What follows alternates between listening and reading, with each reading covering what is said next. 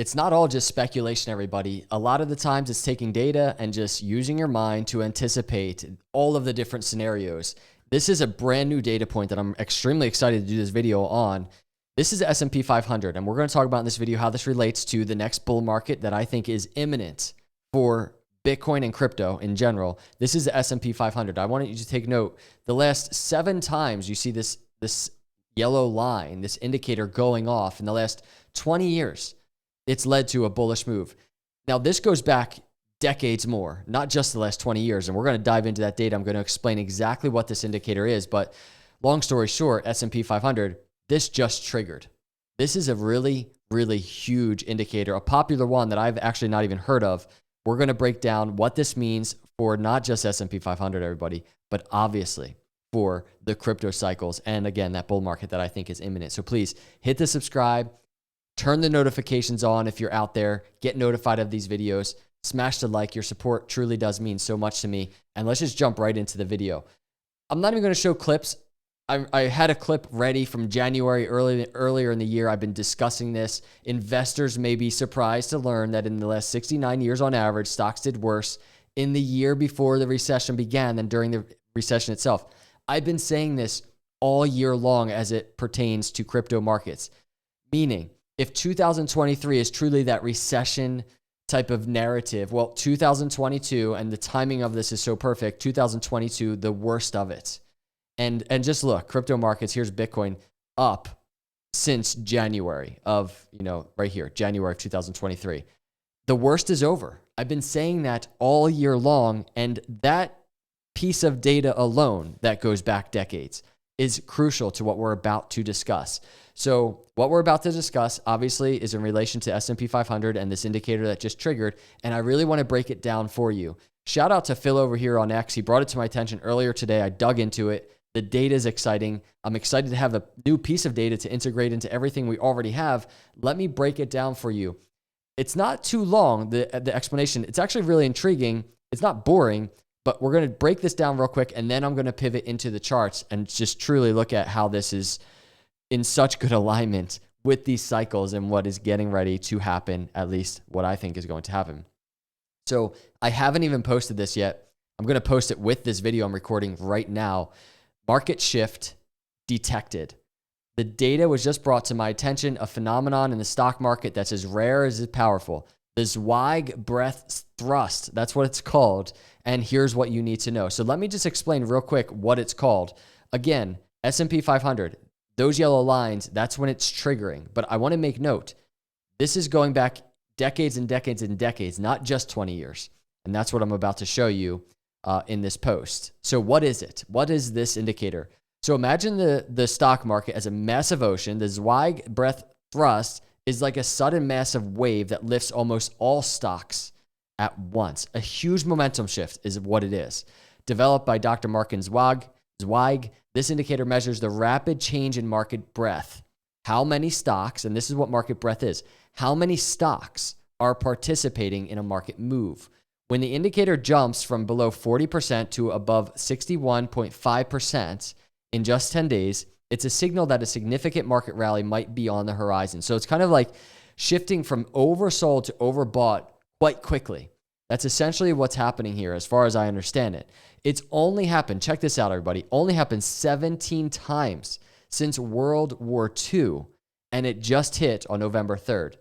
13 out of the 17 instances, the S&P 500 climbed even higher in the following 3 months. But just notice this. Besides climbing higher in the next 3 months or so, look at what happened over the next 12 months in each of these instances. Going back to 1945, 12 months, 32% in 1945, 12 months later, 15%, 26, 27, or 20%, 24, and the list goes on, right? The last instance was March 2023. We don't even have the 12-month data yet, but I can tell you one thing, S&P 500 is up. So look how consistent this indicator has been. It's been almost 100% win rate over the next 12 months from when it triggered, and it just triggered on the S&P 500 chart. Is S&P 500 going to get ready over the next 12 months to put in new all-time highs? That's the question. If this comes together, in how this indicator has played out consistently, and we just looked at it consistently since 1945, while we have Bitcoin over the next year in this little phase, and here's the next year, I'm just putting it in a box, Bitcoin halving right here. Historically, bull markets have really started to begin after the Bitcoin halving. The timing of this indicator going off could not be any better for risk on assets like Bitcoin, like cryptocurrency going into the next bull market. And I'm putting aside, this is just a technical analysis indicator that just went off. I'm putting aside everything else. That is to say, the perfect timing of when the last bear market happened, right? What's happening in terms of the consistency of previous cycles right now? Elections 2024, right here.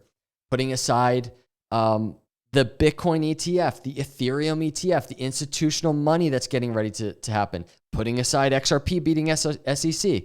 Putting aside potentially what could happen here in this green box, that is to say, and even the short to midterm, Coinbase. What happens with the Coinbase SEC case? Does Coinbase win?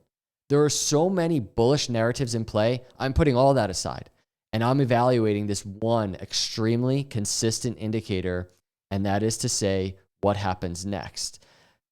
Wide breadth thrust is relatively uncommon because it requires a period of extremely widespread selling immediately followed by a period of extremely widespread buying.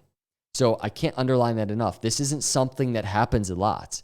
The measure is calculated by dividing a moving average of the number of New York Stock Exchange stocks advancing by the total number of advancing plus declining stocks. So there's a little bit of a formula there, but this is what it looks like on the charts. And that's kind of why I wanted to put these yellow lines on the S&P 500, because it gives you an idea. This is just the last 20 years. I'm not going back to 1945, but look at what happens after the move. And I do want to point something out to you. It's not to say there's not going to be volatility to downside. I want to point out this one, 2015, it triggered and it actually, S&P 500 fell, and this is a weekly, right? So 2015 move, it fell, but total in the 12 month that followed, there were gains. And we can go to 2015. You see 2015 here. You can see the 3 month, it lost 4.5%, but then 6 month, 1.4%, 7% total after 12 months up. Even that is a good, healthy environment for risk on assets like crypto. So this is the indicator, everybody. I really wanted to break it down in this thread. I put in here, it's perfect timing considering how crypto is approaching the Bitcoin halving. Obviously, we just talked about it. And this indicator isn't just a stock market phenomenon. As a risk on asset, crypto often moves in tandem with broader market trends. With the market gearing up and Bitcoin halving approaching, this could be a precursor of the new bull cycle in crypto. It's just another data point. There's no guarantees. This gets me hype. I'm not trying to hype anything up, but you all know I've been tracking on this YouTube channel these cycles, right? We've been doing videos for almost 6 years now. We're about to come on 6 years. And tracking all of this data, anytime we have new data that's compelling to the case that we have been tracking, the story we've been telling, and that is to say, these crypto cycles that are just so consistent, that this new data, it plays into it. Again, no guarantees. I wanted to share it with you. I would love to know your thoughts in the comments below. So please let me know what you think. Hit the subscribe if you're not a subscriber. Smash that like button. I'll see you in the next video. God bless.